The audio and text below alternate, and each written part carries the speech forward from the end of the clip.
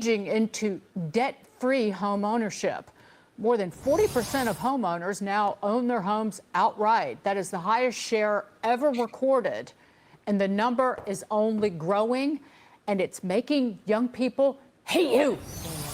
Get out, sell your house, downgrade, so there's more inventory. So you listen. Let's say 40% of homeowners are mortgage free.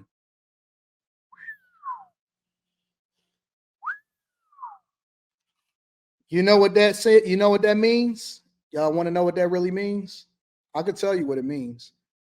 It means that everybody ain't broke like you think that they are. Everybody ain't broke. Y'all look at me because I'm an outward personality and I share my receipts and I show what it is that I got going on. And y'all say, well, no, that's an anomaly. That's not something that really happens. And I would tell you that you's a liar and the truth ain't in you. Almost half of Americans, almost half of these homes out here is paid for. Listen to what I'm saying. More than half of these homes out here is paid for. That means that it's a lot of people that don't have mortgages. Oh, so wait a minute. They only market it to certain groups of people. They only market it to certain groups of people. When you see these people, some of these people is out here living life and having a good time, and you say, man, how come everybody ain't, like, why they ain't say nothing? How come we just now finding out that 40% of all of the homes is actually paid for? Because they don't want you villainizing them, and they don't want you to think, they don't want you to be out here feeling some type of way about them because they out here and they not making smart decisions. And let me tell you what else they do. First of all, let me tell you, it's a couple different types of people.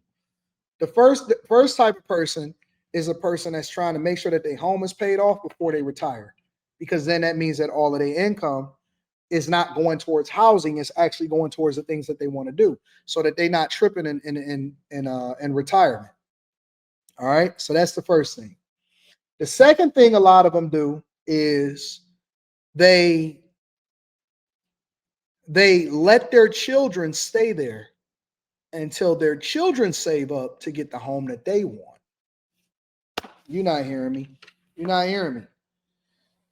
The reason why you should always say generational wealth is not to pass it on to the children. It's to make sure that the children learn from you and that they have the opportunity to do the same thing. Some of y'all are moving out the house too early. Stop kicking your kids out and start giving them financial lessons. Some of y'all are moving out the house too early. You're not practicing group economics. And let me tell you what else they do. They don't sell their home and upgrade. They don't sell their home and upgrade. They don't feel like they need to buy a bigger home just because they got all of this equity or any of that type of stuff. They don't look at homes as an investment. They look at their home as a place to lay their head safely. They're looking at their home as a place to lay their head safely. They're not trying to pull the equity out of their house. For what? What is that going to do for them? Young people can actually have a home to buy. So you think the problem is maybe that is why there's so few people. I can't tell you how many school districts on Long Island have tons of people, but they're running out of students. And they're shrinking and they're condensing on schools, because I asked, why is that? The traffic's never been worse. The people are here. It's a desirable location. And they say because people are choosing not to go to Florida, not to move out. They're choosing to stick around. And then that causes a glut. Prices stay high. And therefore, students come out and they go to University of North Carolina, let's say, and they're not coming home. They stick out. So I don't know if I blame people for owning their house and staying here. I think we need a new game plan. I'm just being ugly. Yeah. You know. Well, no, I know. I know. A little ugly, but it is a huge problem, and I am expressing and jump ball at how younger people feel. Yeah. Don't we need more houses? Let's start building. You can talk about building, I don't think so. But where? You're not going to build where. In your area, where are they going to build? You got to rip something down if you want to put up something new. People want to live, say, Garden City, if you're talking about Long Island, and it requires people to move out of People need to get existing out homes. of New York. Part of the reason they're not altogether, moving out bro. of their existing homes, though, and I hear this from people so many times, is, well, where am I going to go? And there are many places that you could go, but prices are so high that even if you get, you know, a pretty penny for your house, which has appreciated, and you own it outright, and you don't necessarily have to get a mortgage, you're still going to be paying a high dollar to trade for something else. And ultimately, that's why people decide, I'm just going to stay put. By the way, I have 3 properties, and before I was even making TV money, the kind that this guy grew up with. Grew up with TV Wait, money? what kind of TV money are you making that you got three properties? TV repair money. Yeah. When I say 3 properties, I'm not talking mansions here, but the point is that I sold off my mortgage as soon as I possibly could.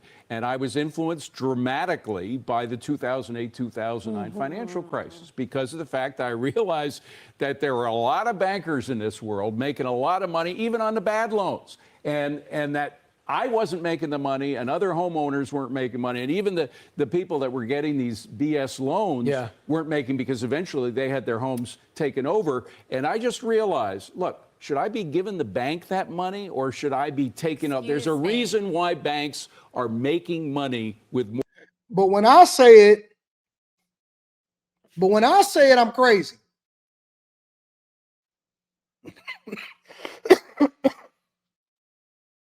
When I say it, I'm crazy.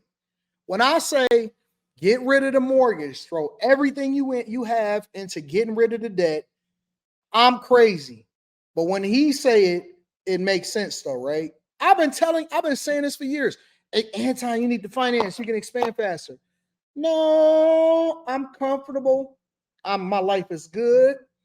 I move how I want to move. If I'm going to do it, then I'm going to just do it without a bank. Why should I continue to give the banks money? Why should I continue to give the banks money? The whole point of the conversation is, why am I giving them money? I'm giving the bank free money longer than I have to. Why do I give the bank free money? I don't care if you sell off your home, or I don't care if you pay off your home.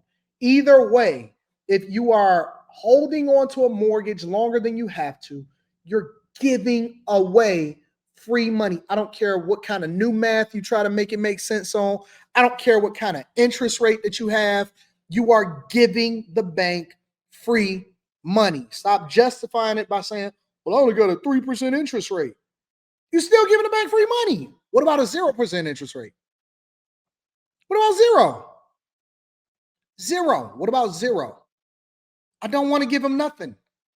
I don't care if it's 1%. I'm not giving them anything. Nothing. Zero.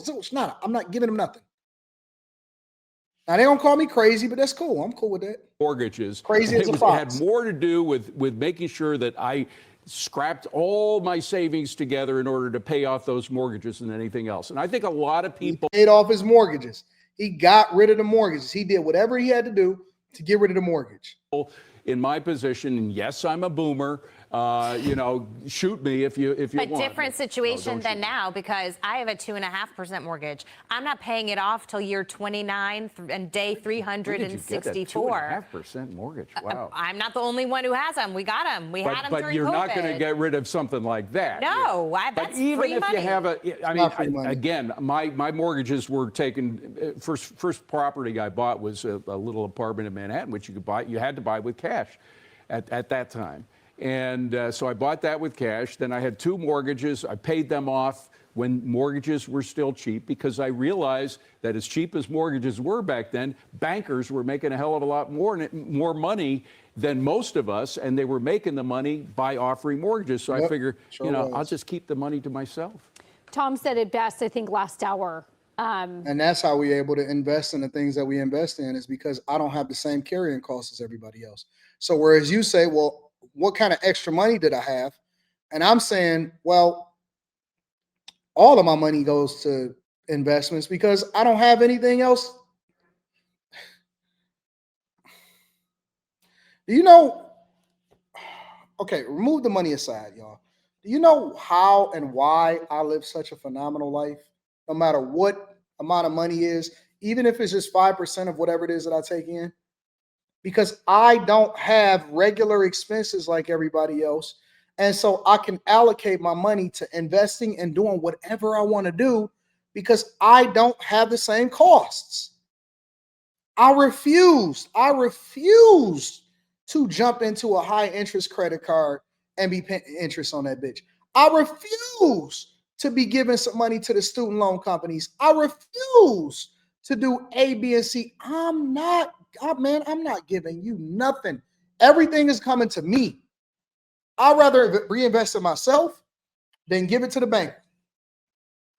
I'd rather reinvest in myself than give it to the bank, bro. I'm not doing it. I'm not doing it. I got to figure out a different way. I stay home for the next 5, 6, 7, 8, 9, 10 years. I'll practice group economics. I'll lower my lifestyle. I'll drive a cheaper car. But see, most people are more concerned with how people see them and whether or not people think that they got money than actually having money.